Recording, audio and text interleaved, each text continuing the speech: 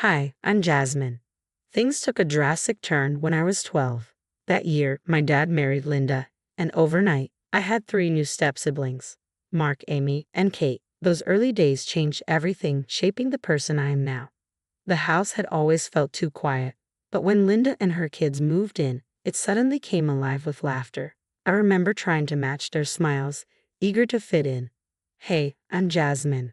Want to see my room? I offered, mostly to Mark, the oldest, hoping to break the ice. He glanced at Amy and Kate before smirking. Maybe later, we're kind of tired from the move. Right, girls? They're not sealed. My first rejection, a sting that soon have to get used to. As days turned into months, the gap between us widened. Family outings left me trailing behind, and photo albums began to fill up. Albums I wasn't in. Once, during a Thanksgiving gathering, I worked up the courage to ask, Linda, can I be in the next photo with everyone? She glanced at my dad, who hesitated. Jasmine, this one's for the grandparents. They just want a picture of the grandkids, you know. The polite exclusion hit its mark.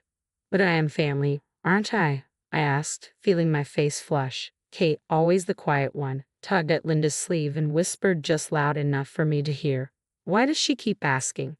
Can't she see we're busy? After that, I found refuge with my camera. The one Dad had given me for my birthday. It became my constant companion, my way of being there without really being there.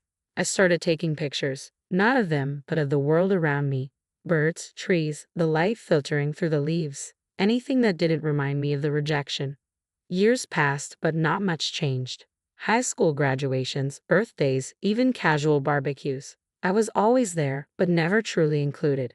When Amy got married, I wasn't in the wedding photos. I watched the photographer arrange them, every click reminding me of my place on the sidelines. Why don't you come stand with us, Jasmine? Mark joked once, his eyes filled with laughter. It wasn't a real invitation, just another moment for them to enjoy at my expense. Thanks, but I'm good here, I replied, camera in hand. Photography became more than a hobby. It became my escape, my voice. Every shot, every frame captured how I felt. I was no longer just Jasmine, the stepsister left out. I was Jasmine, the artist, the storyteller. My work started gaining attention, and soon, people began reaching out for photo shoots. One night, Kate called. Her tone was unusually warm. Hey, Jasmine, I saw your shoot in that magazine. We're having a family gathering next month. Maybe you could bring your camera, take some shots. I hesitated. That old desire to belong warred with the new sense of self I had built. I'll think about it, Kate. I'm pretty booked, but I'll let you know.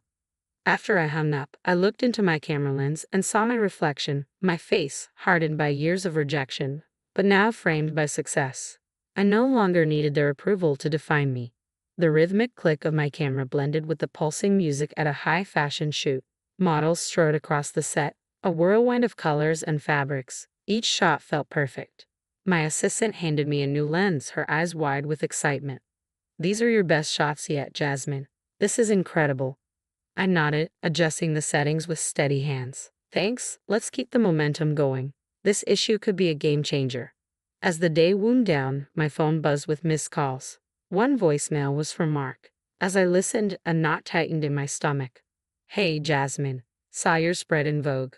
Look, Mom's birthday is coming up, and we were wondering if you could do a family portrait. It'd mean a lot to everyone. The irony wasn't lost on me. Before I could even process his words, another call came in, this time from the editor of a major magazine. Is this Jasmine? We loved your series. We'd like to feature you as a rising star in our next issue. Interested? My heart raced. Absolutely. I'd be honored. I replied, my future now illuminated by the opportunities I had created for myself.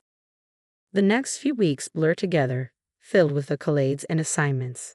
Articles about my work circulate, labeling me as the it photographer to watch. Invitations to exclusive events pour in, my name whispered in circles that once felt unreachable.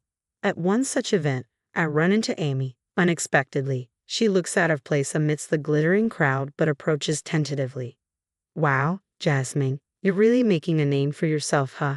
Everyone's talking about you. Her voice carries a mix of awe and hesitation. I keep my response cool, professional. Thanks, Amy. Hard work pays off. She nods, glancing around awkwardly. Listen about the family portrait. I cut her off, not wanting to reopen old wounds.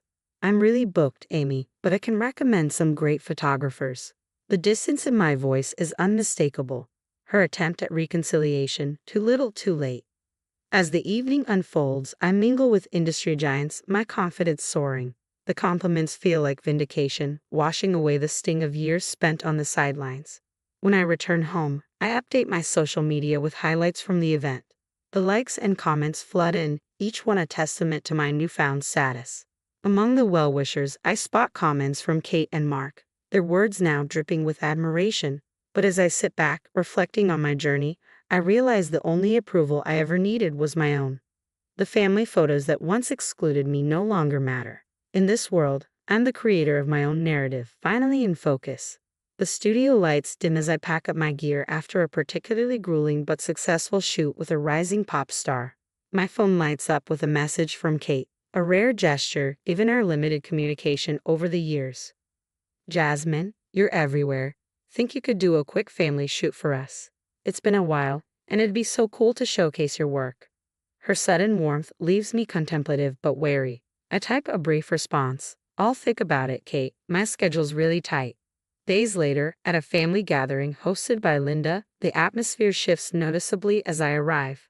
Mark, Amy, and Kate hover nearby, their smiles a bit too eager, a stark contrast to the cold shoulders of the past. Jasmine, look at you, the star of the family, Mark exclaims, clapping his hands as if our history were erased. We were just talking about setting up a big family photo. You should be front and center. The proposition hangs awkwardly in the air as I adjust the camera strap on my shoulder. Thanks, but no thanks. I'm good, I say calmly, my voice steady, a boundary I no longer wish to cross. Their faces falter, surprise etched in their expressions. Amy steps forward, a frown tugging at her lips. Come on, Jasmine. It's just a picture. For old time's sake. I shake my head, a small smile playing on my lips. Old times never really felt like good times for me, at least. I'll pass, but enjoy the photo. Turning away, I catch Linda's eye. She looks torn, perhaps finally understanding the years of exclusion that had weighed on me. As the evening progresses, the family gathers for the photo I set up on a timer for them. I step aside, observing from a distance, capturing the scene without being part of it. Later, as I review the images on my camera, Kate approaches hesitantly. Hey, Jasmine. About earlier, I guess we never really saw things from your side. It's okay, Kate. It's all in the past now. I've found my peace, I respond, my tone genuine but detached. My success has taught me the value of self-respect and choosing where I belong. As the party winds down, I leave with a sense of closure. My step-siblings' attempts at reconnection feel more like a reflection of their newfound admiration for my achievements rather than genuine affection. Yet the satisfaction of declining their photo offer lingers, a confirmation of my independence and self-worth. Back in my studio, bathed in the golden light of sunset, I pause to reflect on the journey that brought me here. Surrounded by the vivid images I've created, each photograph on the walls tells a story of triumph, a celebration of life as seen through my lens. It's a stark reminder of how far I've come, not just in my career but in my personal evolution. My phone pings with a message from a close friend and collaborator. Your spot is reserved at the gallery opening next week, Jasmine. Wouldn't it be the same without you? This message, filled with genuine warmth and inclusion, is everything I'd once longed for, a true reflection of the life I've built on my own terms.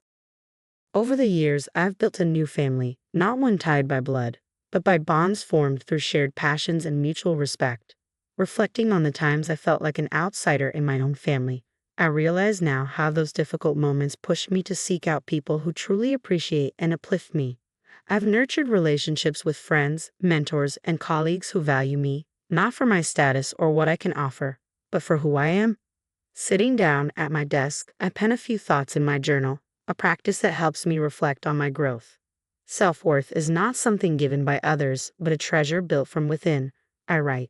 This mantra has guided me through moments of doubt and rejection, reminding me of my intrinsic value beyond the need for familial validation.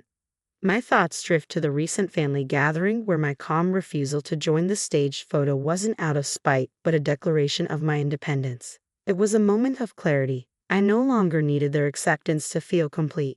My journey has taught me that the approval I sought most was my own. As I prepare for an upcoming international photography tour, Excitement bubbles within me. This tour isn't just a showcase of my work. It's a testament to my resilience and the supportive community I've built.